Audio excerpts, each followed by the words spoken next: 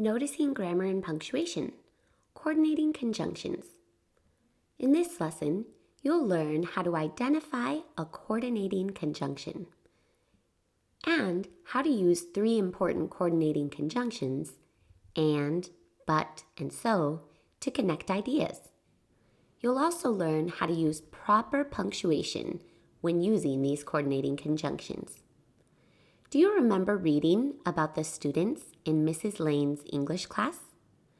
As you read, you probably noticed the use of coordinating conjunctions.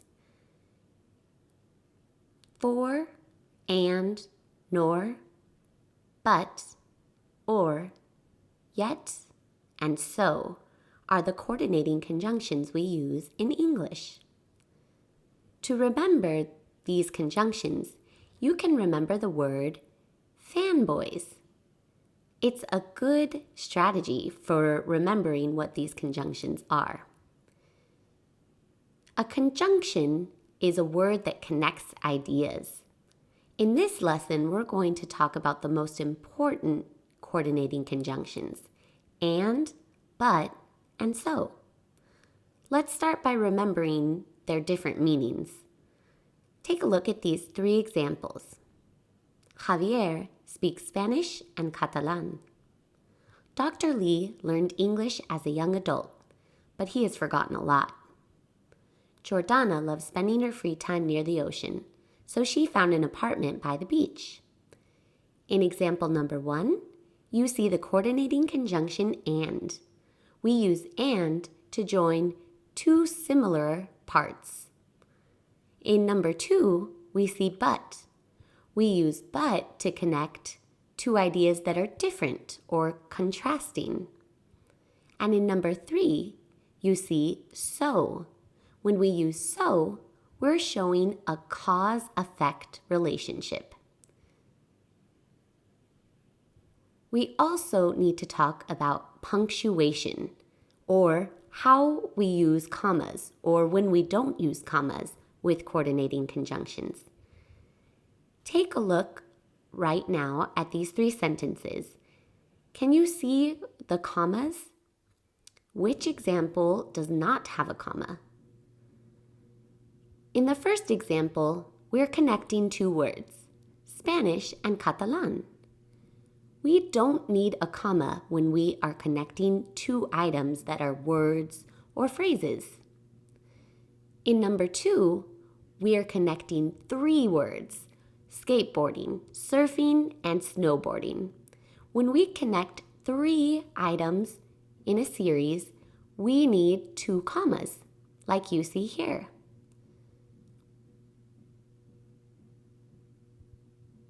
Finally, in number 3, we have a comma before the conjunction so.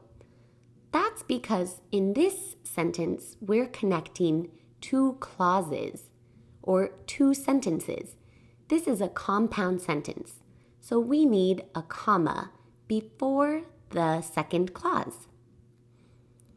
Get to know these rules so that they become natural when you write. As I mentioned before, we use conjunctions to connect ideas. Notice the difference between ideas that are not connected with conjunctions and ideas that are connected with conjunctions. Here, we don't have a conjunction connecting these ideas. Jordana is working as a nanny for an American family. She is studying English part-time. There's nothing wrong with the grammar in these sentences, but it's unconnected. It can be better writing. Let's look at how we can connect them.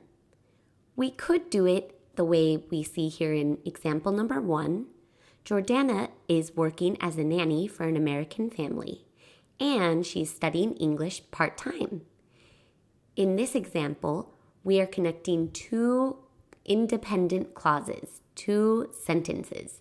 So we use a comma before and. In number 2, we have Jordana's working as a nanny for an American family and is studying English part-time. Here, we don't have a comma because we are connecting just 2 verb phrases. Both are good ways to connect ideas. The second sentence is more concise. That means it has fewer words, which is often a good strategy when writing.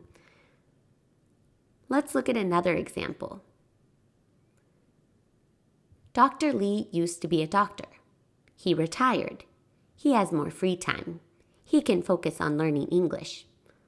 Again, these sentences are not bad sentences. They're just not connected. I want to know the relationship between these ideas. I want my writing to flow. How can we connect these ideas? Can you think about it for a moment? Which conjunctions would you use? Here's one way. Dr. Lee used to be a doctor, but he retired. He has more free time now, so he can focus on learning English. This is a much better example of connected ideas in writing. When we connect our ideas in writing, we are making it clearer for the reader. After all, when we write because we want to be understood. Now you know a little bit more about how to identify a coordinating conjunction, how to use and, but, and so to connect ideas, and how to use proper punctuation with coordinating conjunctions.